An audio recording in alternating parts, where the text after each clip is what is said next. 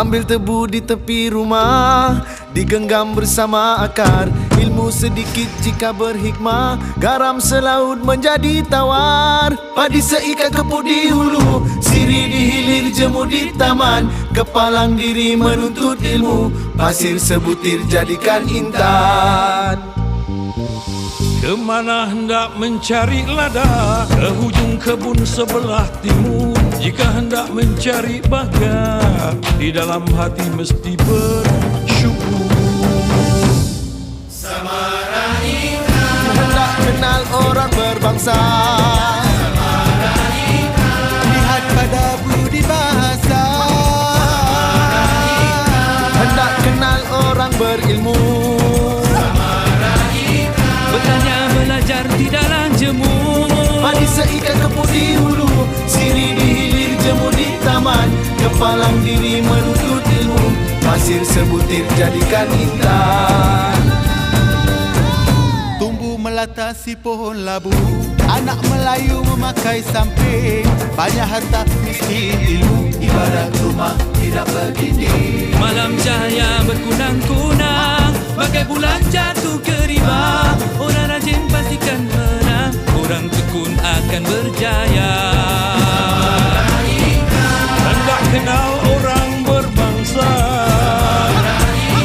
lihat pada budi bahasa. Hendak kenal orang berilmu, bertanya belajar tidaklah jemu. Padi seikat kepuk di hulu, sirih di hilir jemur di taman. Kepalang diri menuntut ilmu, pasir sebutir jadikan intan. Terbang lemah di hujung pedang, hinggap di dahan membuat sarang. Terbang lemah di hujung pedang, hinggap di dahan membuat sarang. Banyak sudah dapat dipandang, ilmu akan dijulang. Kaya ilmu akan dijulang. Kaya ilmu akan dijulang. Hendak kenal orang berbangsa, lihat pada budi bahasa. Hendak kenal orang berilmu, bertanya belajar tidaklah jemu. Padi seikat kepuk di hulu, sirih di hilir jemur di taman. Kepalang diri menuntut ilmu, pasir sebutir jadikan intan. Oh, bagaimana nak jadi orang berjaya? Berakhlak mulia, rajin dan bersyukur. Terima kasih, Tok. Terbang lebah di ujung pedang, hinggap di dahan membuat sarang. Terbang lemah di hujung pedang, hinggap di dahan membuat sarang. Banyak sudah dapat dipandang, Ilmu akan dijulang. banyak sudah dapat dipandang. Ilmu akan dijulang. Ilmu akan dijulang.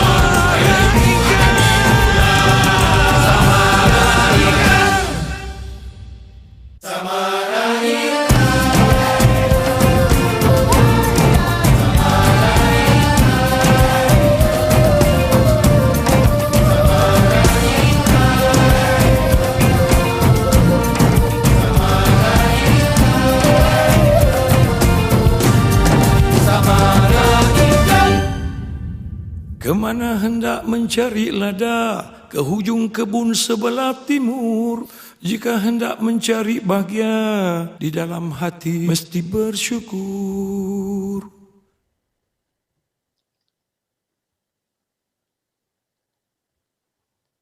Hello everyone and a very good morning. Thank you for putting aside time to join us this beautiful Saturday morning. My name is Anas and on behalf of Yayasan MENDAKI, welcome to our Next Stop Seminar 2020, Shaping a Dynamic and Resilient Future. What you just heard is actually the theme song for Raikan Ilmu this year. And this seminar is in conjunction with Raikan Ilmu 2020 as well as the Learning Festival. This is actually the second time that MENDAKI has organized the Next Stop Seminar. For this year, leading to this seminar, we had two workshops which were conducted in the last 2 weeks. The first one was on Building Your Resilience by Mr. Martin Mohdari, and the second one was on Positive Mindset by Mr. Muhammad Hijazi. Through these seminars, we were able to understand and realize the importance of building our resilience, especially in this challenging period. And now we have the opportunity to reshape the future. Industries are fast evolving and new ones are emerging. The current and future workforce need to adapt to the dynamism of the new normal. So before we begin the event proper, I would like to invite Mr. Johan Johari, Assistant Director of Future Ready Department in Mendaki for an opening address. So Mr. Johan, please. Thanks, Anas. Hi, morning, everybody. Welcome. Thanks to Sharon, thanks to Mikhail, and thanks to Hijazi for being here today. As we all know, Sharon is a known personality. She's also an educator.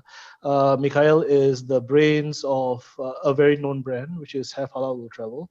So really, our speakers today are really best positioned to talk to you about being dynamic and being resilient. And that's exactly the theme of today's session. Now, maybe if I can just correct Anas just a little bit. We actually started this in 2016. So this isn't exactly our second one, but we've been doing this for quite a few years. But this is actually the first time that we're doing it online. And there's always a first time for everything. Before COVID, the buzzwords around town were things like automation, disruption. I think the main worries throughout were, for example, people were worried that robots or machines or artificial intelligence would take over our jobs. But little did we know that it would actually take a pandemic to speed up the whole digital transformation process around the world. So much so that I think today, and we can all agree that we live so much of our lives online. We learn, we work, we play online. Sometimes it's by choice, and sometimes it's by necessity. And I think for many of us, or most of us, we've all heard of Sims. The game Sims, or an even older version called Second Life. Essentially, it's about living a virtual life online. And that's become reality, and almost everything we do now is online. But what this new normal is teaching us is it's a very valuable lesson that, first of all, we must quickly adapt to change, and change comes really, really quickly, and we must adapt to it as quickly as it happens. And also, we must be able to bounce back with every setback that we face. And I really would like to encourage all our participants today. I think we've got more than 90 on Zoom, as well as I think about quite a handful watching on YouTube. So I encourage everyone here today to discuss this for our speakers, find out a little bit more about their lived experiences. Perhaps maybe you can pick up some of the learning points and see how you can apply it to your everyday lives. And in your journey of lifelong learning, there are many stops. Like a bus ride or an MRT ride, there are many, many stops. And because it's a journey, so you have to go through all these stops. And this next stop seminar is similar to that. It's one of those many stops that you have to take in your journey of learning for life, whether it's to learn or acquire new habits, or strengthen the current ones that you already have. And this is where I really want to encourage our participants to continue to engage us in our future ready engagements. This is where you get to stay plugged in, stay connected, because new knowledge and new connections can really go a long way for you, especially those of us who are still studying, and those of us who've just embarked on our careers. So with that, I'd like to probably stop here. I don't want to ramble on too much.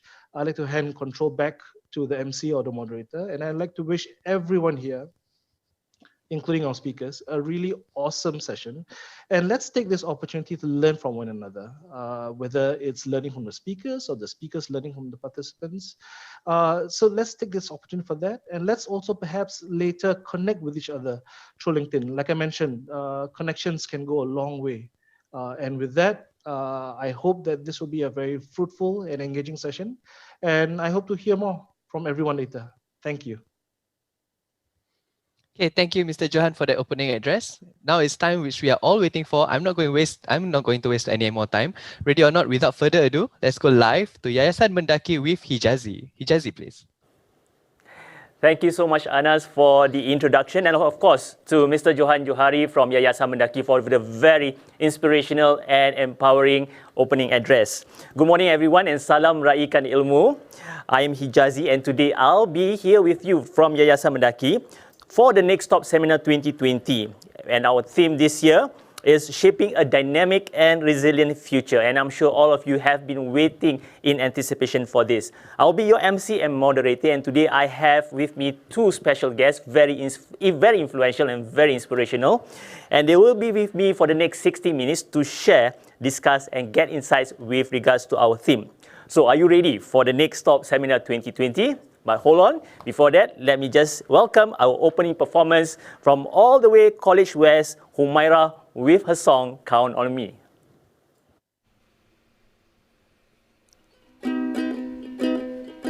If you ever find yourself stuck in the middle of the sea, I'll sail the world to find you. If you ever find yourself lost in the dark and you can't see, I'll be the light to guide you. Find out what we're made of, where we are called to help our friends in need. You can count on me like 1, 2, 3, I'll be there. And I know when I need it, I can count on you like 4, 3, 2, you'll be there. 'Cause that's what friends are supposed to do, oh yeah. Ooh, ooh, ooh, yeah, yeah. If you're turning and you just can't fall asleep, I'll sing a song beside you.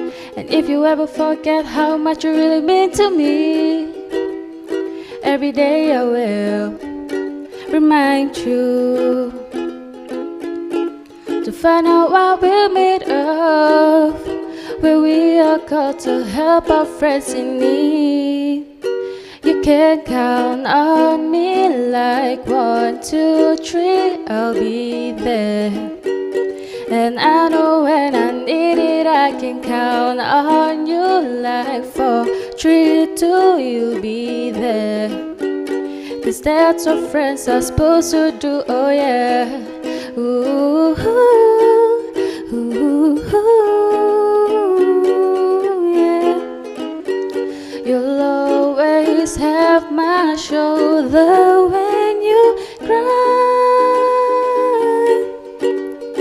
I'll never let go, never say goodbye. Yeah, yeah. Can count on me like 1, 2, 3, I'll be there. And I know when I need it, I can count on you like 4, 3, 2, and you'll be there. 'Cause that's what friends are supposed to do, oh yeah. Wow, wow, wow. Thank you so much, Humaira. That was indeed a very melodious way to start a Saturday morning. Let's give our virtual hugs and claps for our lovely Humaira. Well done. Now, I would like to welcome you once again to our Next Stop Seminar 2020, organized by the great people over at Yayasan MENDAKI. And this year, as you all know, has been a very unique and challenging year for all of us. In fact, this is the very first time Yayasan MENDAKI is holding this seminar online. And I guess all of you have been also holding your events online, so this has been quite a challenging year. But nevertheless, Raikan Ilmu has been celebrated for a long, long while, and it was first launched by Yayasan MENDAKI to create a movement, not only to create empowerment, but also for all of us to embrace lifelong learning as part of our culture. So regardless of the COVID-19 pandemic, we believe learning should continue everywhere and of course anywhere. So right now, if you are in the comforts of your home with your chips and your Coke, well, you are learning something. So this year's shaping a dynamic and resilient future. Why are we discussing about it? Because it affects people like yourselves at home and of course people like ourselves here also in the studio. So like I said, we have two distinguished guest speakers who will be with you throughout this 1 hour to be sharing insights and to be sharing with you their personal journey on how they are overcoming or have overcome some of the challenges that have been we've been experiencing for the past 1 year. So allow me to introduce our guest speakers for this morning. We have firstly from Have Halal World Travel, the co-founder and the Chief Operating Officer, Mr. Mikhail Goh. Let's give him a round of applause. And of course, beside him, on my right, is our very beautiful Assistant Director for Strategic Management over at Ngee Polytechnic, Ms. Sharon Ismail. Good morning. Wonderful. So I have a list of introductions for them and their accomplishments and such, but I will not do that because it will be too formal. So I would like to hear from them personally. So maybe I'll start off with you, Mikhail. Sure. Maybe you can just share with us what have you been doing and give us a brief introduction about yourself. All right. Thanks, everyone. Thank you also for coming online on a Saturday morning, right? I'm very pleased to be here. And I thank the organizers and also our speakers today. So my name is Mikhail Goh. I'm one of the co-founders for Have Halal World Travel. So Have Halal World Travel is an online platform that reaches out to 9.4 million Muslims a month. And we have offices in Singapore, Malaysia, Indonesia, and India. So, your next question would be, what have we been up to?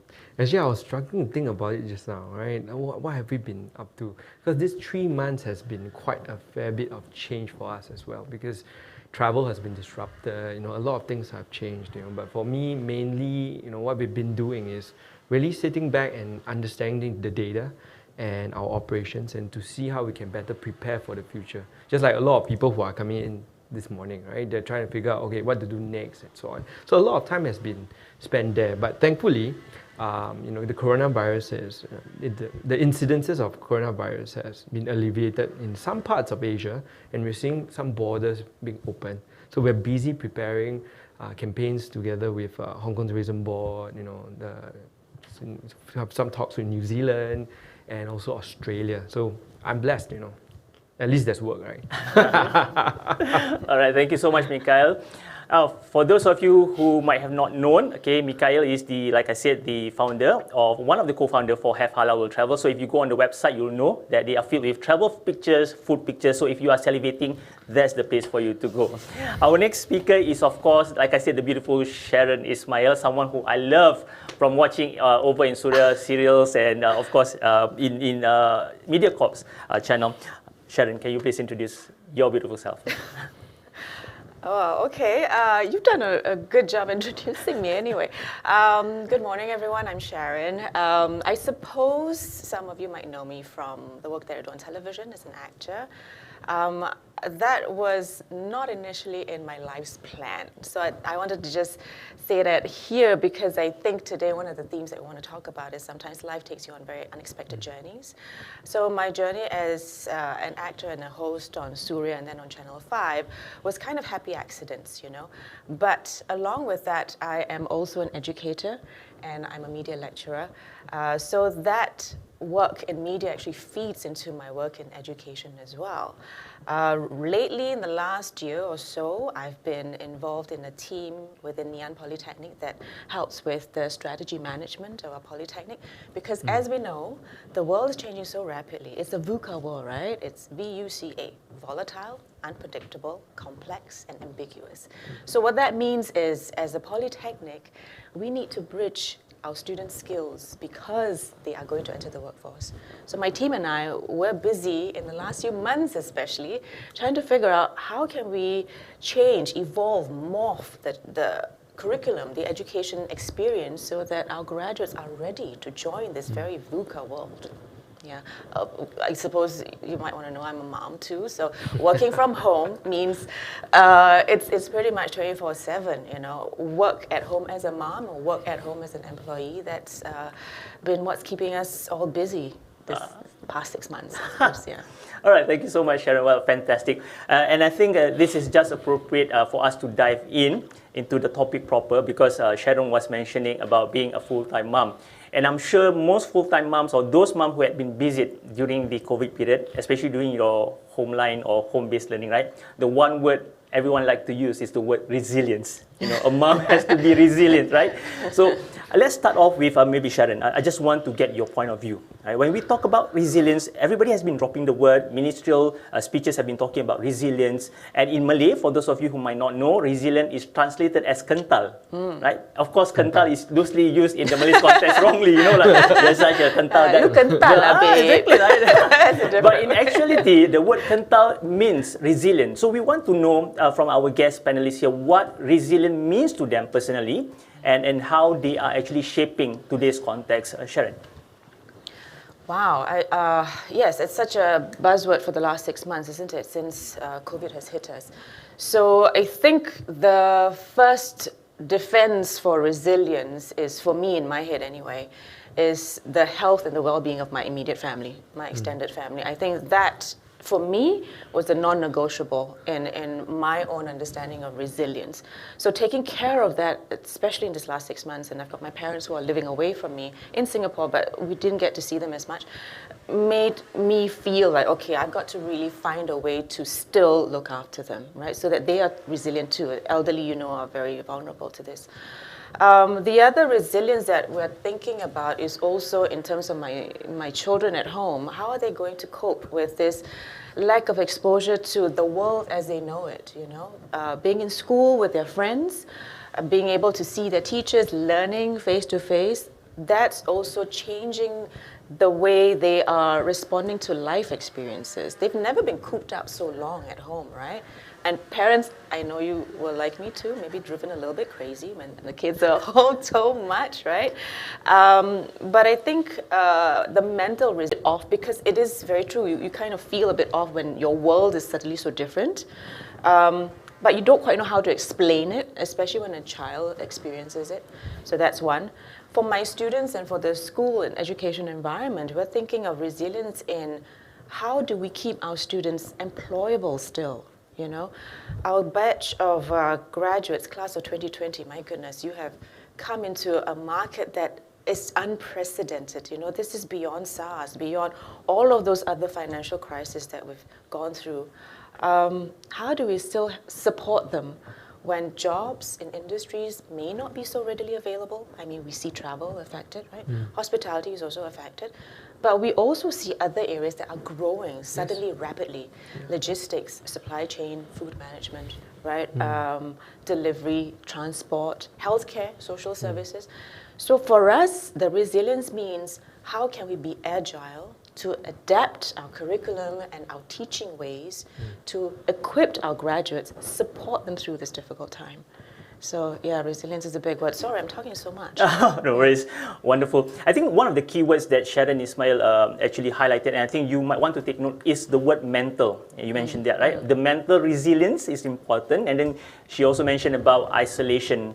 I think most of us can probably relate to this. When you are at home, the only company you probably had was actually your food panda or your Grab rider coming to actually communicate with you. Apart from that, it's probably total isolation. Maybe, of course, your bosses trying to have a Zoom call. Your cats. Your cats, yeah. And mental resilience with kids running around at home. Okay, that's terrible. Anyway, that's the perspective of Sharon. I just want to know from you, as a business owner and entrepreneur, resilience might take a different complex for you altogether. What about you, Mikhail?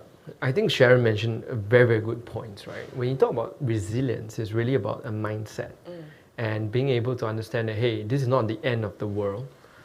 And you know, especially for a business where it's not the action of one single person, but rather a collective, synchronized action from a group of people in order to push the organization forward, right? So when it comes to resilience in terms of, you know, like businesses, I think it's important for businesses, you know, to understand the total move sets you have. It's like playing chess, right? So although the board has been scrambled, you know, suddenly your opponent is moving in different ways that you didn't expect. But there are always different move sets that you can have. There is very seldom an end game, like until you reach the end, right? Or that's a bit too late now. But of course, let's not try to get there. But there are different move sets that you can get and can actually make, right? The point is this: if you believe that your world is finite, that you have only one single choice, you always end up being a lot more stressed, you know, a lot more, it's just difficult to make very good decisions because you're very emotional. But if you can see in any given situation, okay, this is the worst case scenario that can happen, and this is the best case scenario happen. And in life, it's gonna be a statistical variance, right? It's just gonna be falling in one of these places. Then you actually have the comfort to know, hey, you know, out of this, all these possible move sets, I'm gonna make the best one, right? You will never make the best decision, never, because the whole environment is changing. But at least you know you fall within this range, right? And that ends up with better decision making. I think better mental resilience, right, and confidence to actually make decisions in your life or in your business, right? So I think of the world like that, you know. Yeah. Strange way to think. I think it's a very healthy way of thinking. Yeah. I think the way you think are probably the kind that makes Elon Musk and Steve Jobs function very well. Different level. But same direction. Yeah, same direction. You see, that's the beauty of today's panel. You see, you have very insightful perspective from people like Sharon, the education and the employability part, and then of course the very rebellious maverick type by Mikhail. Creative. Yeah. It's creative. Creative. Yes, it's innovative. Exactly. So if you have anything to take away, you have really 2 insights or inputs to take away from today. So definitely very helpful. And on that, right, one of the things that we recognize is the need for a support system, as Mikhail mentioned. Yes. We talk about mental strength, and then we talk about the support system in Singapore and such. And Sharon, I want to know, what are some of the implications when we talk about resilience or not having resilience? What are the kind of implications that can happen for a normal individual? Let's say we take into context the young adults these days. Mm-hmm. If you have resilience, what are the implications? If you don't have resilience, what are the implications? What's your take on that? I think on some level, resilience is not a choice. It's either survive or not survive, you know. In a day and age like today, I don't think that we have very much of a luxury as we did perhaps in good times, where we say, oh, I want to pursue my passion in, I don't know, a very niche field, a very obscure art. But now, I think the first question about resilience is, can I put food on the table? Right? Can I survive? Can I pull through myself, my family, my loved ones, the people who depend on me through this difficult time?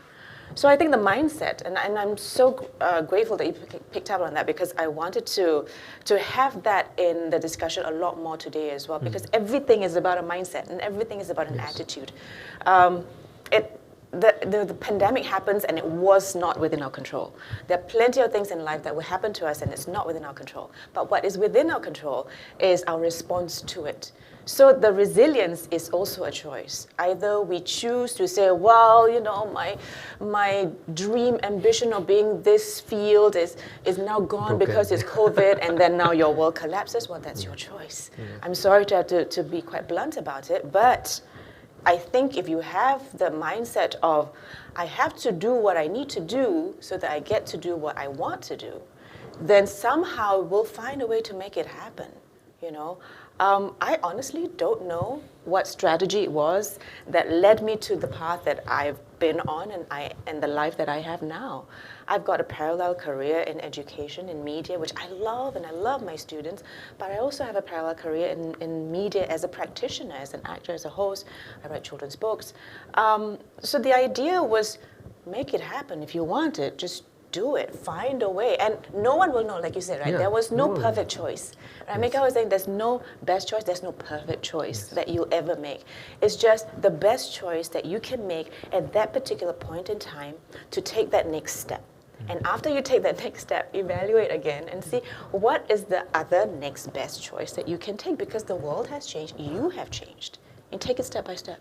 Yeah.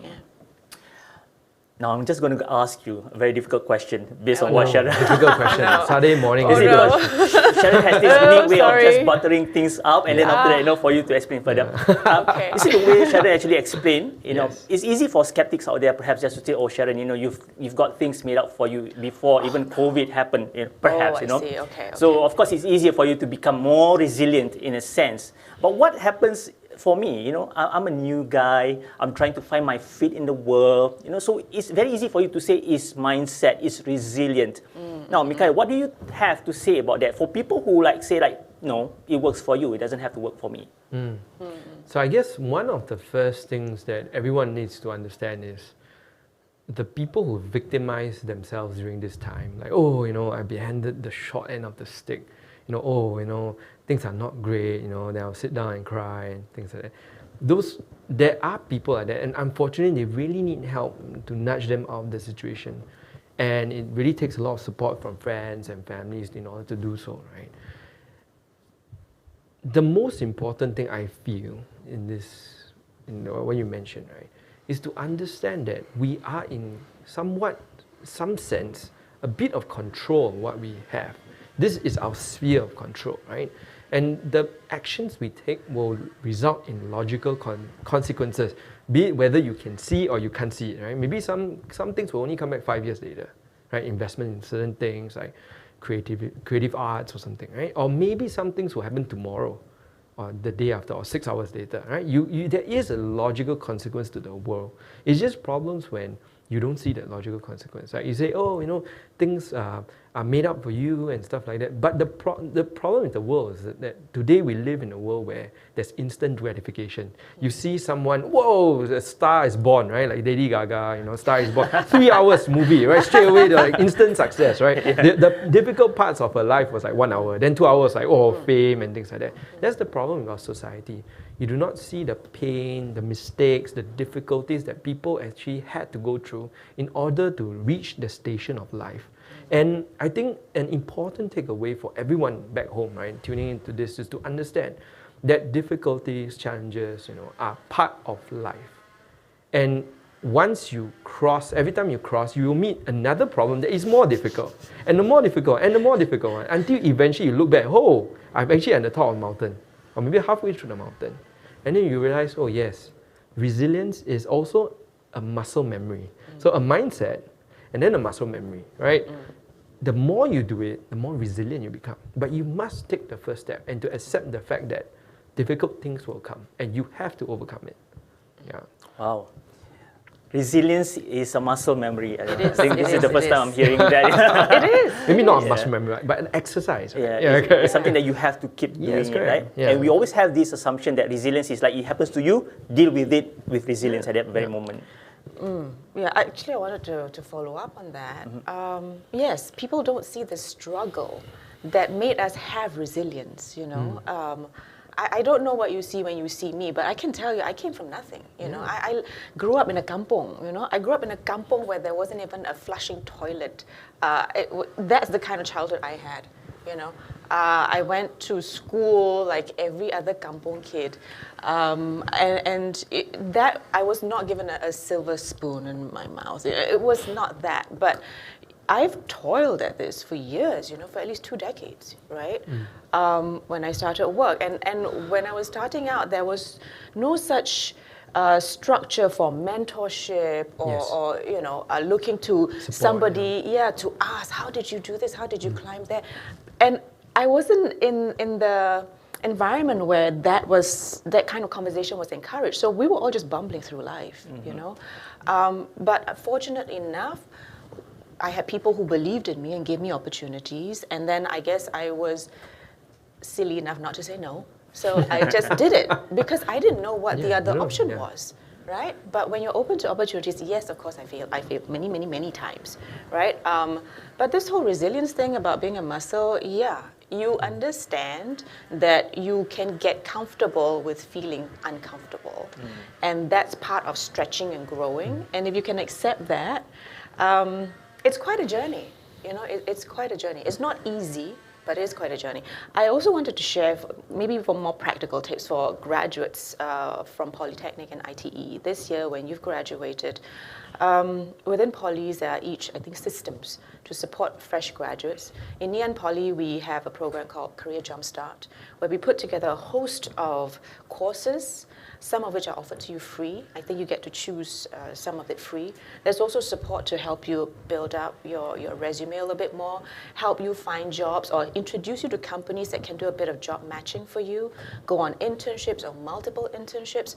So if you want something like that and you don't know where to, go back to the place that you graduated from. Your alma mater will be able to advise you.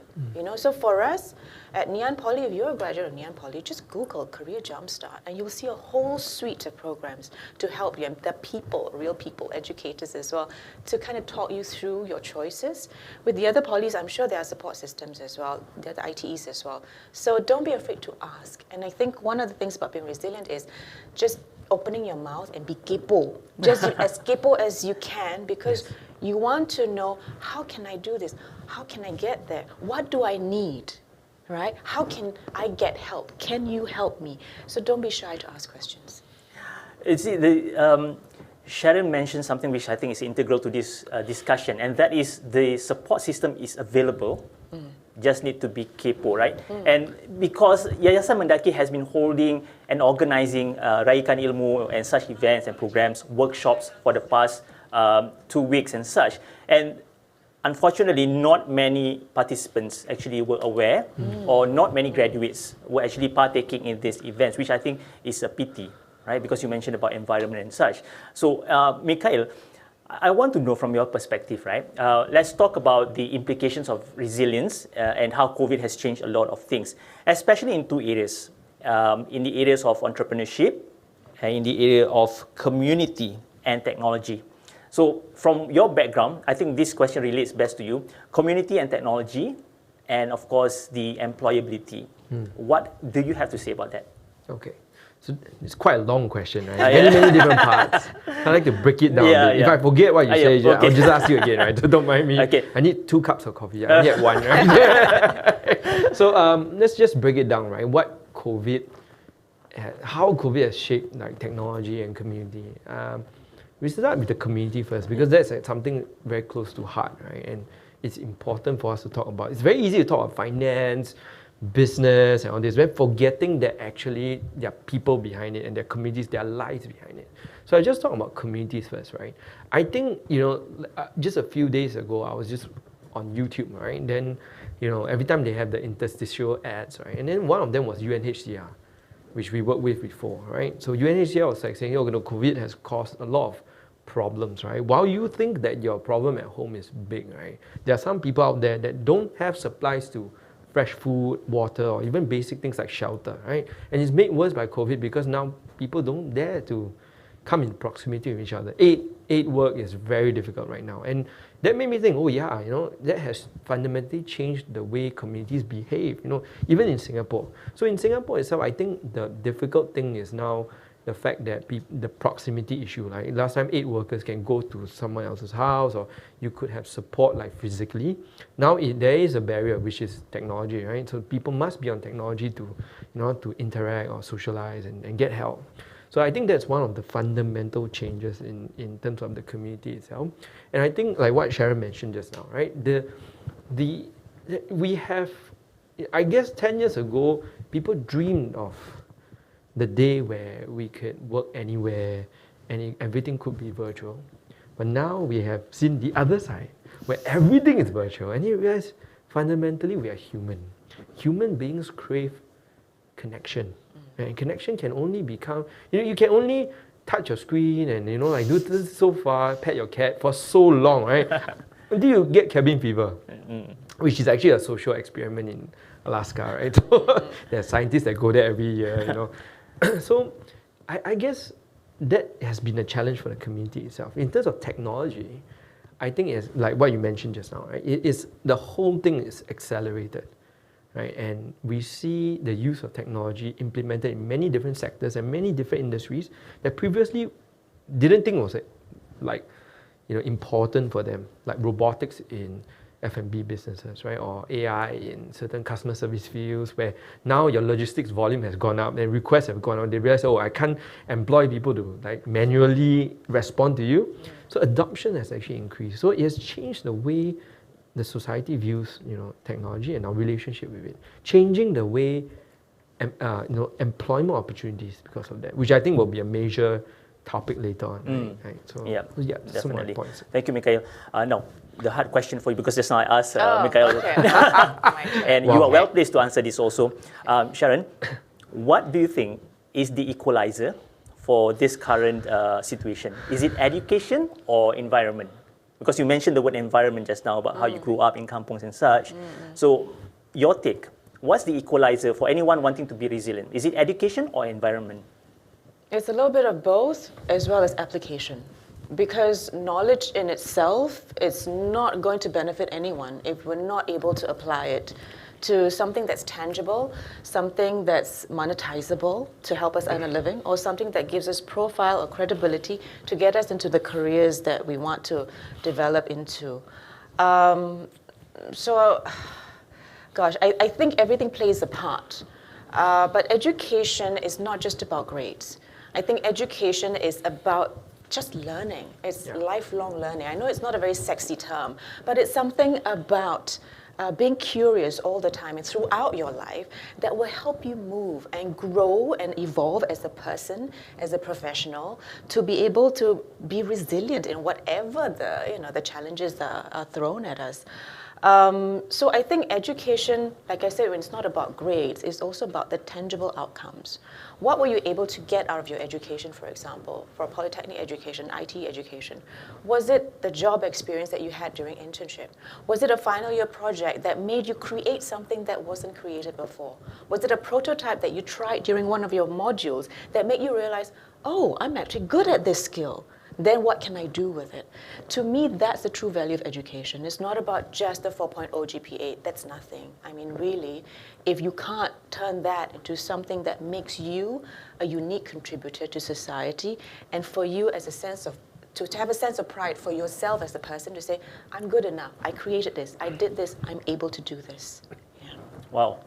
Sharon should have been my teacher when I was younger, then she should have just squashed that philosophy, like, 4.0 is nothing, is what education can do for you. I'm not getting you wrong, I understand. Well, thank you so much. We have come almost to the end of our first segment, I think, because we need to go for a short break. But thank you so much to our two guest speakers. And as you can see, they have definitely whet our appetite with those kind of insights and sharings, which I think deserve a global summit by itself. We'll take a short break to watch an acoustic performance by Humaira once again. So I just need all of you to sit back and relax while we drink our cup of coffee.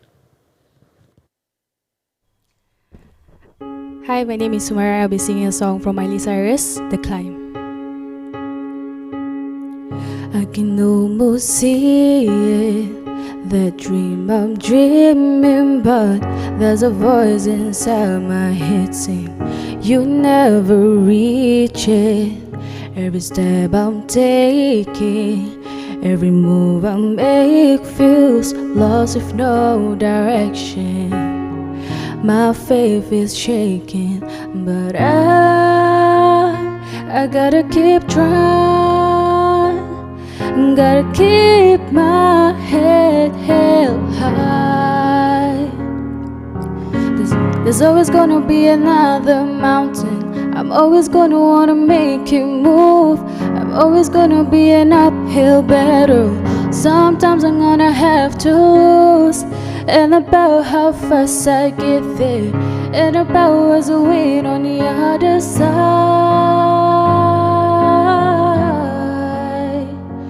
It's a climb.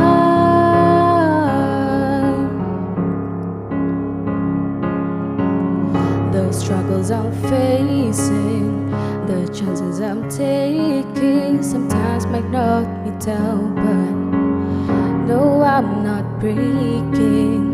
I may not know it, but these are the moments that I'm gonna remember most, yeah.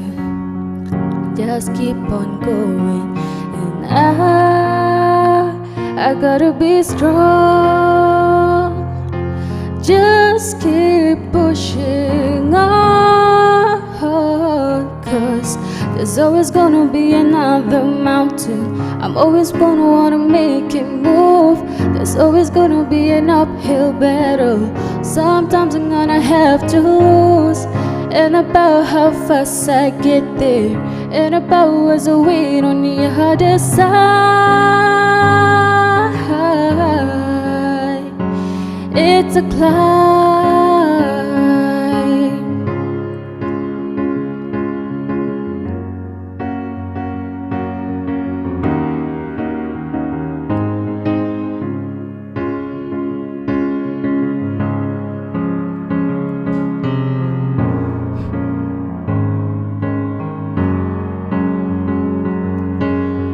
There's always gonna be another mountain. I'm always gonna wanna make it move.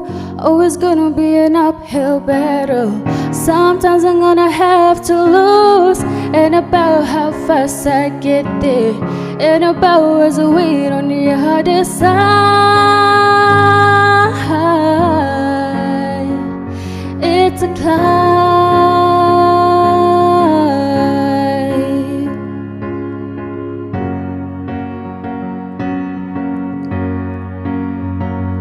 It's a climb.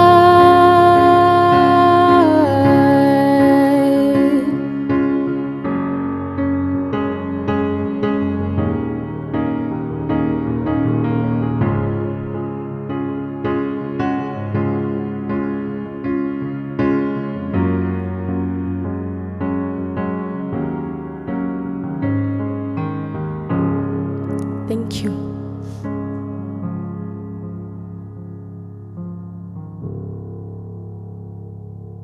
Thank you so much once again, Humaira. And you know, when you hear this kind of songs, and it kind of puts you in a relaxed mode, and then you are thinking of just calling your mom and saying that, no, my 4.0 GPA is not important anymore. I'm saying don't do that, all right? I'm saying don't do that because as Sharon had clarified during the break just now, 4.0 grades are not important if you do not know how to apply them, all right? If you do not know how to apply them. So in this context, in our discussion, we are talking about resilience and how it has shaped a lot of context for us in terms of opportunities, in terms of employability. And I think it is just right for us to dwell or delve deeper into this topic of resilience. And I know most of you graduates out there or Polytechnic students out there, you are asking yourself, what is happening? What is happening right now in the world, and where can I go from there? You know, our education system in Singapore is pretty much structured. You go in door A, you are expected to exit at door B. And then suddenly now you have a lot of paths to take. So I just want to start off with Mikhail, perhaps. You know, Mikhail, you've been in the entrepreneurship scene for quite a while. And you do know that resilience shaped a lot of decision making. And not only that, the part about decision making affects a lot of people, your staffs, future hires, and that kind of thing. So from your personal experience, and I'm talking from perhaps the perspective of a graduating student, I want to come and immerse myself in areas such as entrepreneurship. What do I have to do? What's my mindset? Okay. Yeah. So I think one of the things you have to accept is that 9 out of 10 businesses fail. That's the first statistic that you have to remember, right? And it's funny, right? But I had this university professor that had a very hands-on learning kind of approach, right? I remember going to his class, it's an entrepreneurship class. It's like, say, why do you come here? 9 out of 10 of you are gonna fail.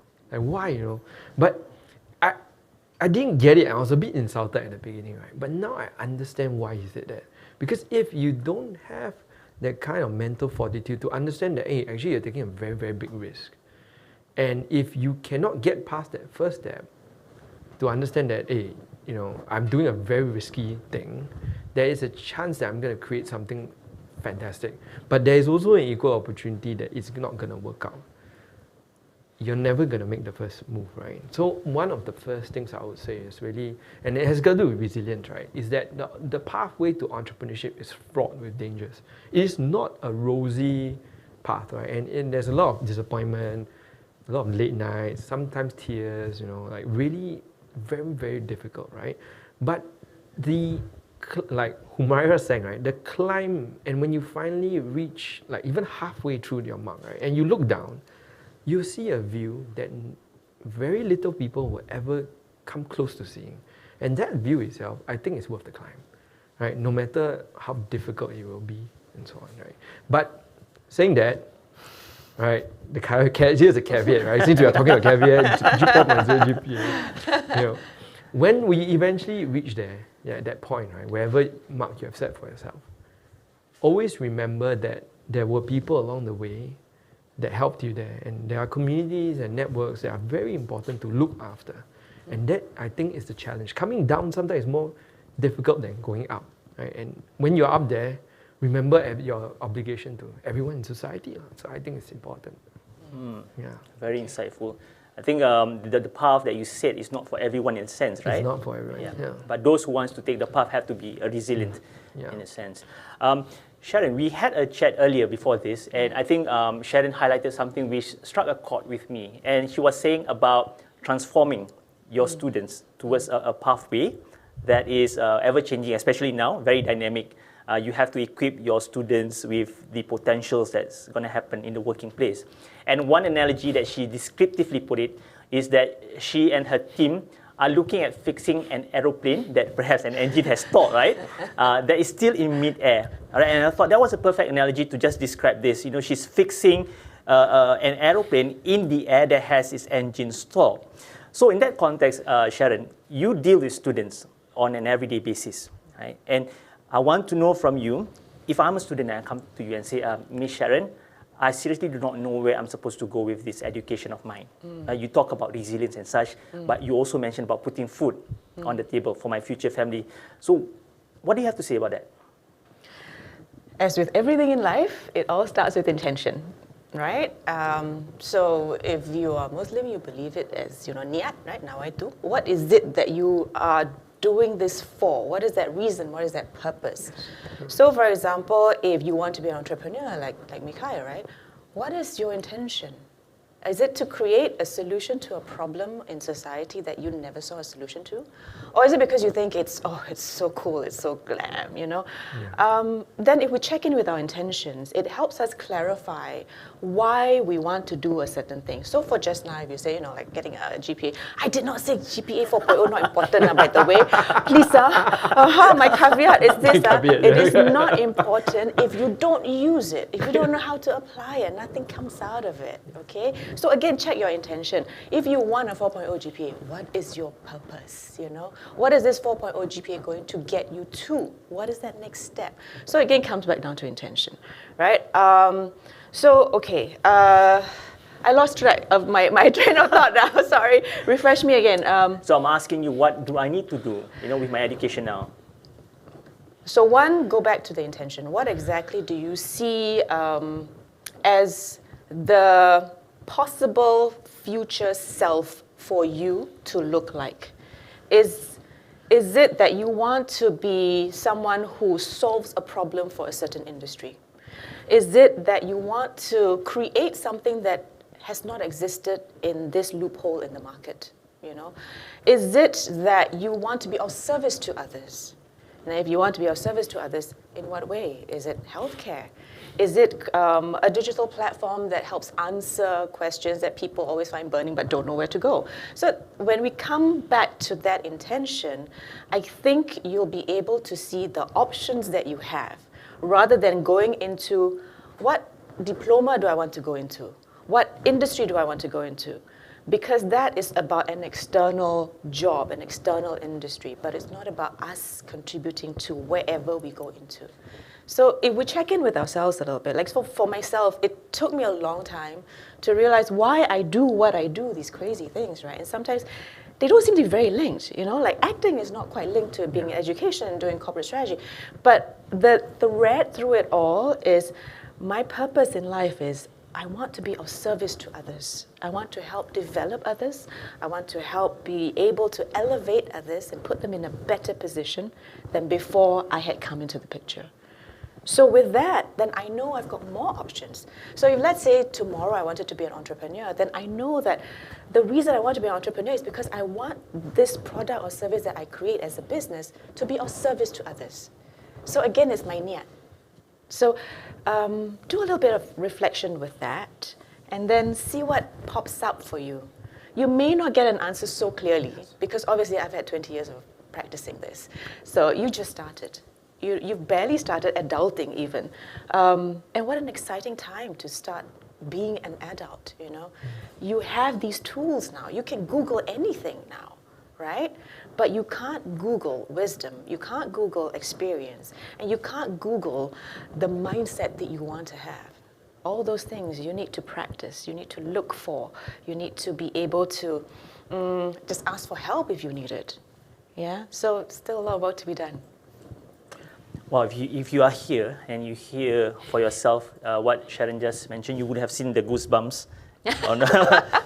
Because when you talk about niat or intention, it kind of, it's a big word, but I think if you have adulted yourself, you would resonate with that word, intention, being purposeful, knowing what you can contribute to the market, right?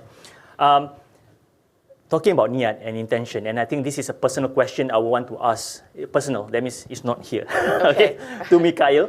And I think I get this a lot also, Mikhail, is that, when I'm someone who wants to step out into the current situation right now, when we talk about resilience, and I have friends who say that it is easier for them to start a home-based business, selling shawls and cupcakes and such, compared to me wanting to create an app or going into a sunrise industry, technology and such, because you require investors, you require R&D, it's so much work. I don't have the time. I'm putting food on my table, all that kind of thing. So there are segments within the community itself which has this kind of thinking. It's better to just go with what comes instant gratification against resilience and working it out in sunrise technology. So what is your take on that? So my first take is this, right? There is nothing inherently wrong with having a home-based business, selling cheesecake, because one of the cheesecakes I bought, I can't remember the name, but my wife knows it, right? 3 months, I couldn't get a cake, right? And it was always sold out on Instagram. Oh, you must reply with something, and then some secret, and it will be sold out in 1 minute, right? There's nothing wrong with starting a home-based business. And I think one of the things that COVID has taught us is that food is actually very important. People keep thinking, you can take data and then 10 GB, 20 GB. No, it can't feed you. Data is something that helps us do things, but it doesn't sustain life. So we now understand that, hey, there is a segment about agriculture, vertical farming, all the sustainability tech thing, right? That help us build national resilience in terms of water, food and things like that. Because COVID has taught us one thing also, that your supply lines can be disrupted. So there is nothing wrong with starting a home-based business. So I get that first, right? It is a choice. It's again your intention, right? I would like to make people feel happy through my food. And that's a perfectly good example to go into a business, right? But if you're talking about, comparing between, I would consider this an apple and orange comparison. But if you really want to look at the other side and enter sunrise industry, right? And yes, of course, there are investments. There are teams you need to hire. They will be a lot more uncomfortable than manning a kitchen with 3-4 people. It will be a lot more uncomfortable. But the impact will also be 10 or 20 times more, right? And of course, you will be the captain of the ship. You will be leading a larger team with a larger footprint. So I guess, this question itself really is down to your personal preference, right? I wouldn't ever dare compare or even say one is better than another. That is not in my place to mention, right? But it's really about in anything from a home-based business to a large corporation requires guts, right? Experimentation, risk-taking, and also our main topic today, resilience. Because nothing will go the way you plan. I think it's Mike Tyson or someone say, right? Or always Muhammad Ali, right? You always have a plan until you get punched in the face. Everybody has a plan. Until you eventually, correct. Yeah. Thank you. Okay, I think it's Muhammad Ali. Yeah, I think so, Muhammad Ali. I don't think Mike Tyson is intelligent enough. No. I think it's Muhammad Ali who mentioned that. Sharon, you talked earlier, very early on, you talk about mind or the mental resilience, right? Now, as students, and I think I've been a student once, and we know that there's one facet of our existence that we always grapple with, and that's the emotional part of it. So you talk about mindset, being resilient. What about emotional resilience, especially in this current climate? We get disappointed faster. Yes. We get sad and upset faster. We get angrier faster because things are not working out the way we plan it. Yes. Right? We got punched in the face, and it's normal for us to retaliate. So, what do you have to advise, when it comes to emotional resilience for a young generation? Accept that it's hard, because as an educator, we've all had to remember, that it's not just about educating our young ones, our students, in the skills and the domains, so that they can get into industry. But these students that we have, they're people, they're human beings. They're busy living life as well as learning something alongside it.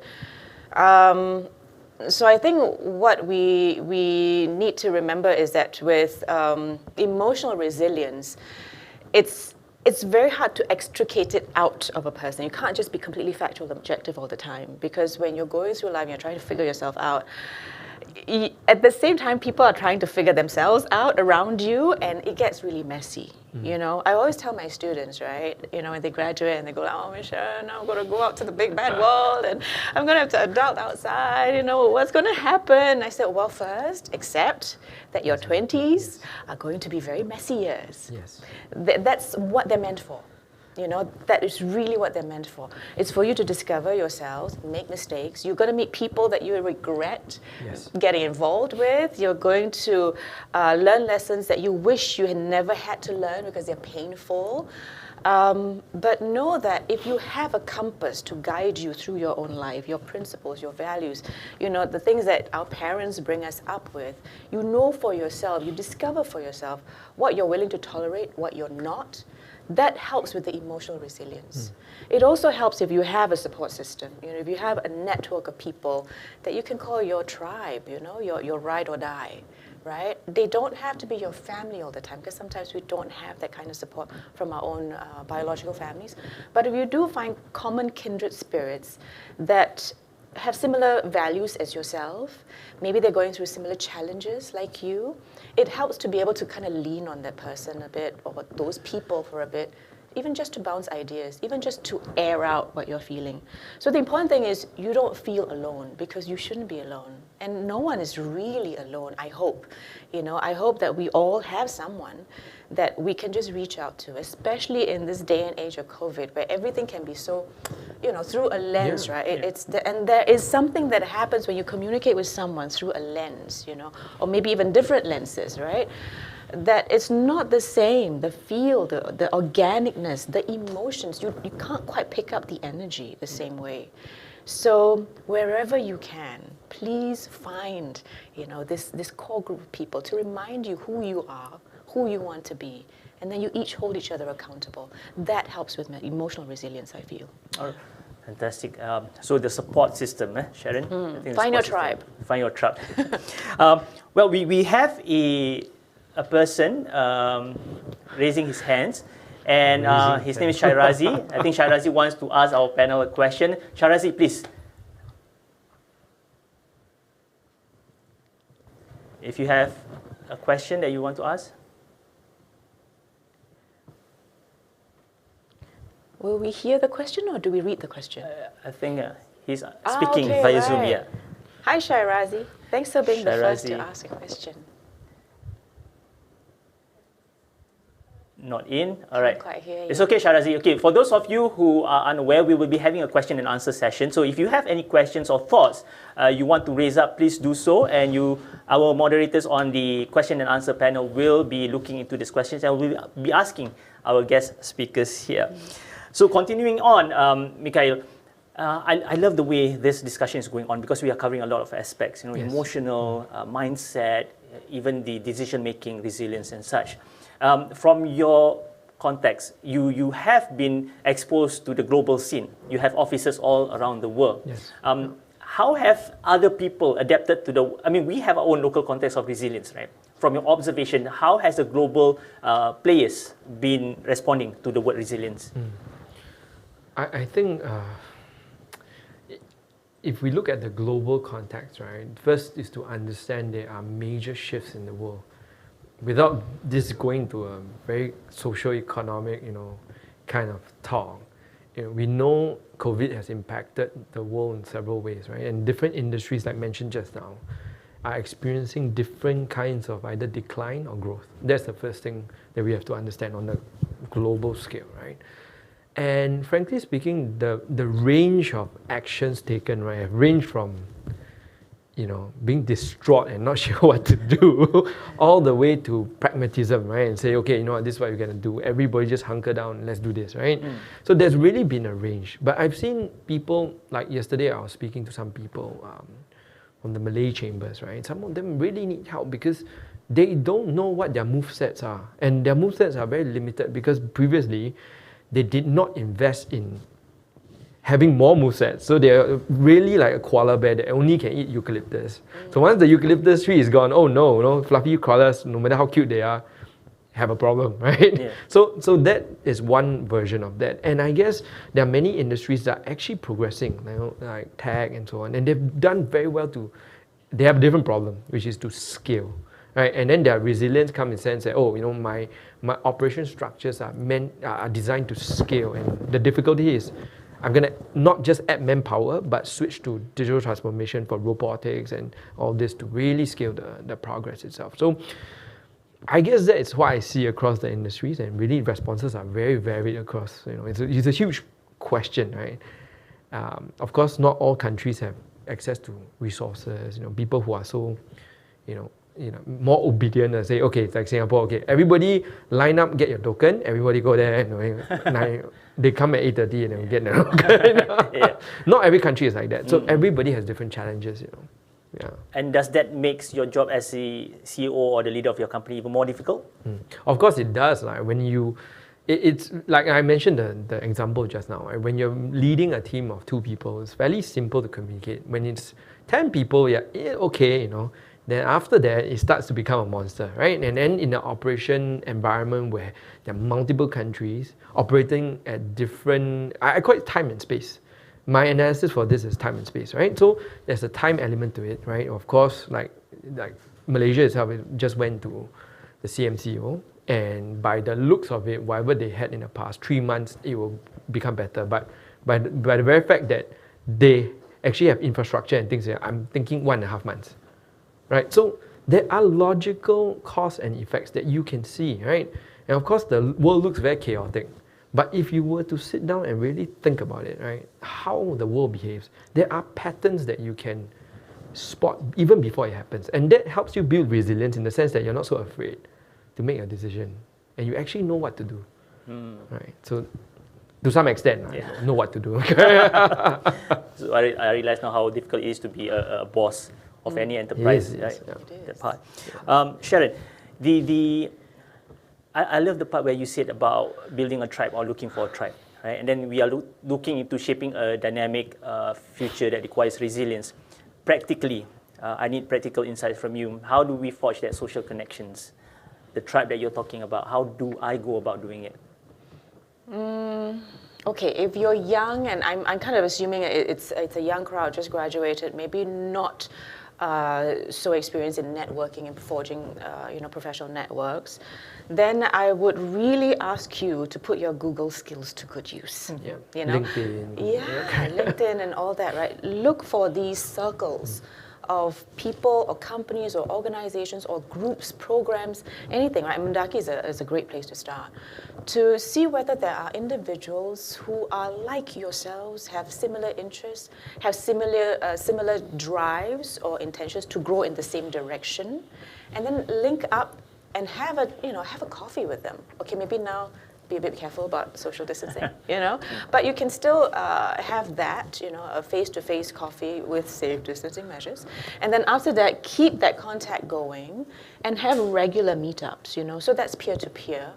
The other area that I kind of stumbled in my own way when there was no kind of guidance or structure to go look for mentorship is to find people that you want to learn from. I'm not saying you literally have to knock on their doors and say, hello, excuse me, will you mentor me? It can be a bit freaky for the other person. But mentorship in the sense of you even just watching YouTube videos of people who've made it in your terms. And go and figure out what they talk about. How is it they got to where they got to? What struggles have they gone through, right? And now everywhere you can find resources like this.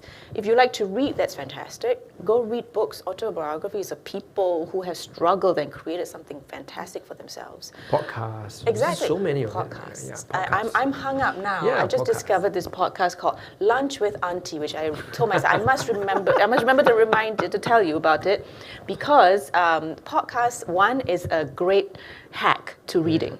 If you're not so keen on reading, podcast is a great way because you can listen to it on public transport or wherever you are. The other thing is people, that the quality of their voices, the way they tell their stories, you can pick up emotions without even them describing, oh, I was heartbroken at that particular time. But through the voice, you can also pick up something that you may not have picked up when you read a book. Right? So Lunch with Auntie was this podcast that I stumbled on because it was this woman who is right now a deputy secretary in Parliament, right? I was curious about her and I was Googling her, so like, how did she get to where she got to? And it led me to this podcast by this girl who interviewed her. And I could have sworn this girl that did the interviewing was someone in her 20s. She sounded so, well put together, very mature. And then I realized she's 17.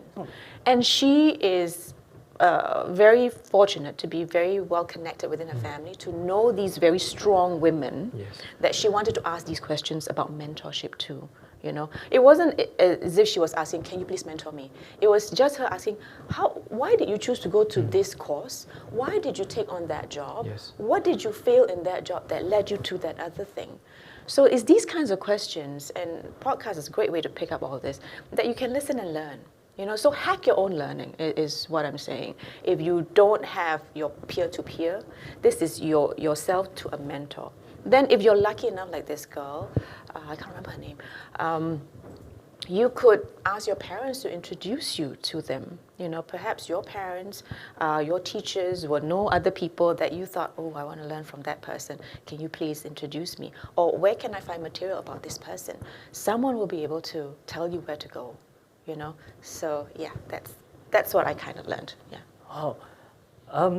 The thought that just came across to me is that and I'm guilty of this, is that I thought that going through this, I'm isolated in my own kind of cocoon, whereby only I am experiencing that. But based on what Sharon just shared, we can lean on and learn of people who have been through a lot of things, right? Especially our forefathers or parents. They have gone through their own periods of resilience, and then they actually forge a future for us now. So, Mikhail, if you have someone coming up to you and asking, like, sir, what kind of future should I actually be building on? What kind of future should I be carving out for my generation? What are the kind of things that you might want to say to him? That's a big question. Yeah, it's a big question. But I'll answer with an analogy. Right? Actually, not an analogy. It's actually a story. Right? So, I don't know whether you guys read Alice in Wonderland or something that, I don't really know whether children nowadays actually grow up with that, right? But in Alice in Wonderland, there's a scene where Alice goes up to Cheshire Cat, right? And Alice asks, I want to go somewhere. And then the Cheshire Cat says, where do you want to go? Right? Say, I don't know, just get me somewhere, Alice says, right? Then the Cheshire Cat says that anywhere will do. Because that itself has shaped the way I think about things. Because if you don't know where you want to go, like, it's a very big question. You can be anything. Then in that case, if I receive that question, they'll say, yeah, I don't know, just get a job somewhere. Then people sometimes get a bit offended, right? Say, what do you mean get a job somewhere? But you don't know where you want to go and what you really want to do, right? Because that makes a difference. If you said you want to be a doctor and you want to be specifically a GP, then it's a certain route, right? If you want to be a doctor, you want to be a brain surgeon, then it's a certain route. But if you really want to be an entrepreneur and all these things, and there's so many different facets of life, right? If you're very clear, then it's very easy to chart a path, right? Not easy to chart a path, but you can roughly see where the roads will take you, right? Now, one of the things that I would really advise anyone is really introspection first. Where do you want to go? What do you want to do with yourself? And what do you want to become? Like, when you picture yourself 40 years from now, 50 years from now, I know it's a bit difficult because some of you are quite young, right? It's like, oh my God, I just left school. Why are you asking me these kind of questions, right? I just want to play and have fun. Right? But it's actually very fundamental to find yourself. It's like, I hope Disney doesn't sue me, right? But Elsa and Anna, right? So Elsa is repressing all her powers and, oh shit, no, I don't want to. So, I don't want to. So sorry for those who haven't watched it yet. Sorry. Okay. But, if you suppress yourself, then, you don't reach your full potential. But if you are comfortable with yourself, you understand that you are living for no one else but yourself, and you know what you want to do, it becomes very easy. May I add on to that? Yeah. Because I think some people are very fortunate to know what they want from the get-go, you know. I've seen the gamut of students, right? And I guess myself also included. Some students are very clear, okay, I know that I want to be a social entrepreneur. I know I want to be in the food business, such and such. I know I want to be a doctor, etc. But there are many of us who also go into school like, I don't know what I want to be. I don't know what I graduated. I don't know where I'm supposed to go, right? So that introspection is useful. And I think just now when I came back to that intention, what is it you feel you have to contribute to the world? You know, what is special about you? And there's only one you. So you can't do a Mikhail, you can't do a Sharon, you know, you can't do a Hijazi. You do you, and you do you best. But if we don't know what that is, it's our job to find out. To keep exploring. You may go down a few rabbit holes, but that's the whole point of exploring. That's the whole point of your 20s. So go explore, go experiment, go fail some, go win some, and then go and evaluate and keep evaluating. The other point that you talked about suppressing your own natural self, I think this is something that resonated with me a lot. And I don't know whether it's because I'm a woman or I'm a Malay woman or maybe I'm a biracial woman that is causing, you know, the kind of hang-ups that I have or used to have. You know, if you're a woman, it's like, siapalah kita perempuan aja, nanti dah besar belajar pandai-pandai pun masuk dapur juga, you know. And that is a very traditional way of thinking. Like, who am I as a woman, as a Malay woman, to want to have ambition, to want to lead? And you know what? It took me a long time to get past that. You know, and the earlier we learn to get over ourselves, the earlier life gets a lot more fun. Because if what we have, our special skills and our talent, whatever that people say we have, alhamdulillah, we make use of it. You know, because we know that this can help the community, can help our families, can put food on the table. Maybe it can even spread, you know. My job as a lecturer, as an educator, one of the most rewarding jobs is when I can do this for my students. When they come and say, I don't know if I can do this, I'm not very confident, I'm not sure, you know. And I tell them, look, if right now you don't feel strong enough to believe in yourself for yourself, I'll do that for you. It's my job as your lecturer to tell you, I believe in you on your behalf. You try. You keep doing this, I'm supporting you from behind. I got your back. And then when you're fly and you're strong enough to believe in yourself for yourself, I let go, you soar. And then my job is done. And that is one of the most rewarding parts of my job. So it's having someone who believes in you so that you don't feel shy and restrained to show the world who you really are, what you're capable of. That's when you really feel that whatever happens, you're resilient. Wow. Like a true Disney princess. I would love to, but I think I'm a different age range. I'd probably be like the stepmother or something. Wow. Fantastic. Okay, now I'm speechless. You see, the thing is, I realized that after sitting with these two dynamic individuals is that introspections, you know, and it's really about you looking at yourself and doing you, not doing any one of us or doing anybody else, not trying to be the next Gary V or the Nas Daily, that kind of thing. Finding out your own capabilities, that's the most important thing. And I'm sure you took a lot of things from this sharing. Well, but time is not kind of us. We actually have a few questions to ask this panel today. Okay, let me just check. Okay, we will take 3 questions. I think we have like 3,425 questions. No way. No, just really? kidding. Okay, we have 3 questions. We have a lot of questions apparently, but we'll take 3 questions. Okay, so we have one from Muhammad Nashir. Maybe I'll just ask. For one, he asked, for one, when starting a small business and the economy shifts, does the small business can be either an F&B industry base or it can be a business to start, like small studios for animations and music. I wanted to learn future more when I started a business on my own. So is this a question or? Comment. It's a comment, right? Yeah, for one, when I'm starting a small business. Okay, I'm just curious. I see a lot of male names there. Any women who ask questions? Because I think that's one of those things I realize. Women sometimes, you know, don't want to ask as many questions, and myself included. I'm saying this, Maybe there's a part where you said about, you know, being stereotyped into like aku tak ada pandangan because aku, I don't have opinions Who or I don't am have questions to because have I'm a an Malay opinion? woman. Yeah, all those stereotypes.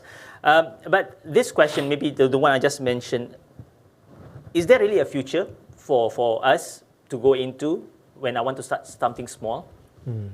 So my best analogy for this will be in a storm, right? You find it very strange, but we always tend to think of the strongest. If I ask you what is a strong plant, right? Maybe you say it's a mighty oak tree or something, right? But the funny thing, when the storm comes and it ravages the whole land, the only thing that hasn't been hurt is the grass, right? And the most insignificant things that you took for granted, that you step on every day, and looking at the tree, wow, so big and mighty, right? And that snapped into half, right? And I think that's a very important philosophical, analogy for this, right? Because if you're a small team, just assume, let's not talk about industries and so on, right? But if you're a small team, you're actually a lot more nimble. You don't have a lot of technical debt, product debt, or maybe even interpersonal communication issues. You actually move faster. So that's one key thing, right? So I would say, it's actually advantageous to you. You can decide tomorrow, hey, let's shift. Let's do a pivot, right? Let's change completely. So that's actually to your favor. But then again, I'm not one who will tell you very general things, right? It really depends on what industry you're talking about, right? I heard just now that you mentioned animation of this, right? I would assume everyone would have done their due diligence to consider, in this post-pandemic world, which is going to last for 1 to 2 years, what is the demand for this kind of services? What is the total market size and so on, right? And doing that logical calculation before you jump right in. Because if not, then you'll be a bit too hasty, right? So it really depends. A small company is good only if you know what you're doing, right? And you know where you want to head to and what is the market going to look like in 2 years' time, right? So it takes a lot of calculations, a lot of planning before you dive in. Yeah, you can, but the chance of you screwing up somewhere is higher. Yeah. So the practicality of planning is very important. Winning is about planning. Yeah. Right. I think today I can safely call Mikhail my Jedi master in analogies. No. I think, Me too. right? He has given us more analogies than... We'll sign up for his next class. Yes. When does it start? Okay, Sharon, this is a question for you. This is befitting. If every student is made to be employable, right? How are students going to stand out to attract employees? Okay. There's no one size fits all, right? That we know for sure. And the nice thing about that is it also means that there is not just one job in one particular company that's just for you. So you have choice as well. What you can bring to the table is very relevant work experience. For example, if you've had projects that you had prototyped, that you had tried, in school, or you had worked with an industry partner, even if it had not launched or it had failed, the value that you have is the learning from those.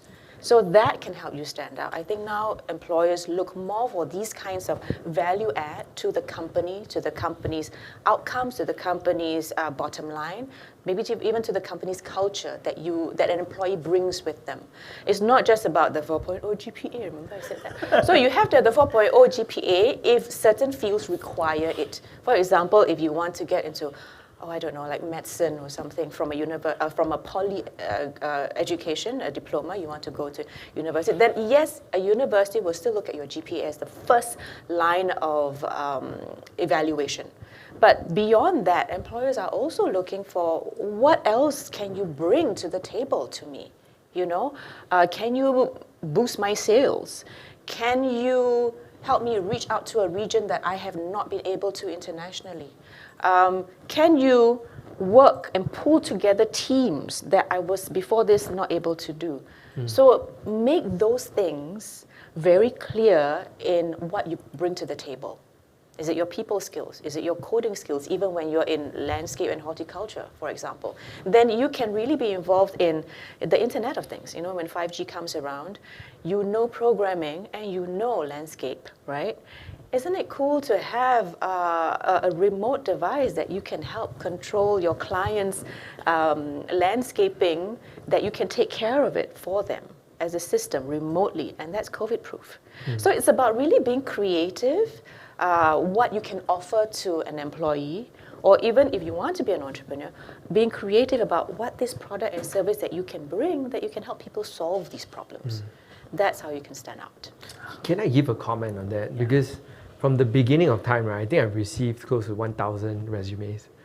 And like I've just non-stop been interviewing people, meeting people, asking the questions. So I have a unique view of this, right? And it comes from another story, right? I can't remember which band it is, Van Halen or whoever, right? It's quite old band. But they have very, very big concerts where they require very, very big audio equipment to be done. And back then, not every stage have, right? And so they have a thick manual before they perform. Say, okay, organizer, you need to comply by all these rules. But there is one rule within the whole book itself that says the M&M, I think brown M&Ms, the whole bowl must be brown. Wow. So then it's very easy. I think it was published in Rolling Stone magazine, and then they always say, hey, what is this strange? It must be a strange celebrity thing, but it's not. So it turned out as that when the band comes in and sees the bowl, they will know whether the organizer complied with the rules. Because it's stuck somewhere in the middle, and if that bowl is really the canary in the mine, right? So if you would see that, oh damn, we need to go through the list again. Then they'll have a good show, no one will die, everything will be fine. Yeah. So the reason why I'm saying this is because when I hire people, right, now schools are doing a fantastic job of making people up, not making people up, but rather cosmetically making them, okay, you need to write packaging them, right? The resumes look the same, they have CCA qualifications.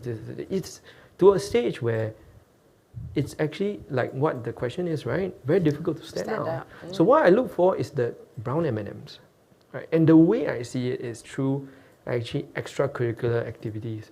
A lot of things that they do and specific skills, like for example in digital media, right? I would expect to see your blog, your YouTube video. I'll check your social media accounts. I will do all this, right, without even looking at your resume. And I'll see what kind of content you post, what kind of person are you. And what digital footprint do you leave? Yeah, correct. Right? And whether you know how to hide it, or whether you know how to make it better, or how many spam accounts you have. What kind of gigs you have done and so on, right? I think those brown M&Ms are actually more helpful than the resume. So knowing this, it's actually possible to, don't use it on me, but it's possible to reverse engineer to get whatever you want. Like for example, if you're going for an engineering job, then you know certain skills are important, and analytical skills, experience, and so on. It's actually possible to re-engineer it, right, to give you a higher chance of success. So that's how I view the world, right? In very simplistic forms, there are things that you can pick up that are critical to the job. Yeah. Whoa. Yeah, it is. I always say that it's a bright spark, right, that you're looking for in a person. Yes. When I was internship manager, I was also trying to figure out for our students, in a way, this is what the packaging was talking about, right, that Kai was talking about. We try to help a student along and they say, okay, I want to go for an internship at this company. I don't know how to prepare for it. Then you based on what you know of this person, you say, well, you're from mass comm. But you've got this crazy hobby of doing this, collecting this.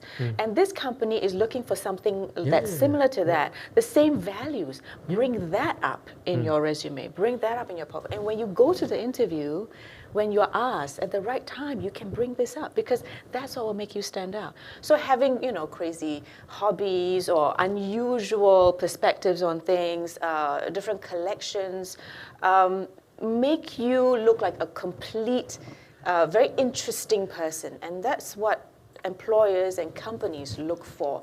It's not just the tried and tested person wears a white shirt, black pants, black shoes, come with a resume folder under their arm, and then be able to speak like a very perfect rendition of what they think a student or a graduate should look like. It's not about that anymore. So standing out is being unapologetic about what you're good at. Bring your whole self to that interview or when you get the foot through the door. And if for some reason they say, oh, I'm sorry, you're not a good fit, then take it, learn from it, and move on. Because maybe everything happens for a reason. I always believe that. So maybe that was supposed to help you figure out what you are not. Maybe you're not a good fit for the culture of that company as well. So then it's a good thing you didn't get it, because then it could be very soul-sapping. Because when we forget about, again, our true north, right, our purpose in wanting to be the professional that we are and how we want to contribute to society, we can do very soul-sapping work. Like, if, for example, if someone is very good with numbers, becomes an accountant, but actually hates accountancy, then it's very soul-sapping. Is that what your life, is that what you want your life to be? So it comes back down to that. Okay.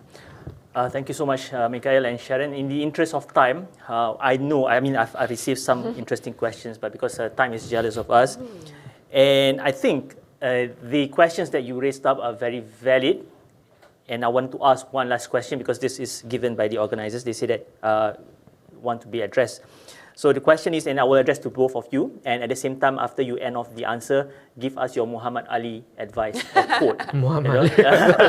A very powerful one. none. That's your challenge now, Sharon. Okay, so the question is, how do I as a student, and this is asked by Shalini, how do I as a student start networking to aid in my future career? Very relevant. Maybe I'll start with Sharon first. Well, the first thing is, please don't take networking as a bad word. And please don't take it as a very pragmatic, transactional kind of a relationship. It's actually a very human-to-human relationship. People who like networking with you and who maybe want to mentor you will do it because they genuinely like you, not because they feel that, oh, they can help you get to somewhere. And they feel used, you know. So firstly, the networking relationship should be something that is of mutual interest, you know, and really human to human, very personal. It's not about, can you please be my mentor because I want to get into this job and I don't know how to do it and you're in this job, can you please teach me? It doesn't work that way, but it's about letting this person know that you're genuinely interested in this field, you know, and you would like to learn whatever they would like to offer you. And in return, again, the reciprocal is very important. What can you offer to them?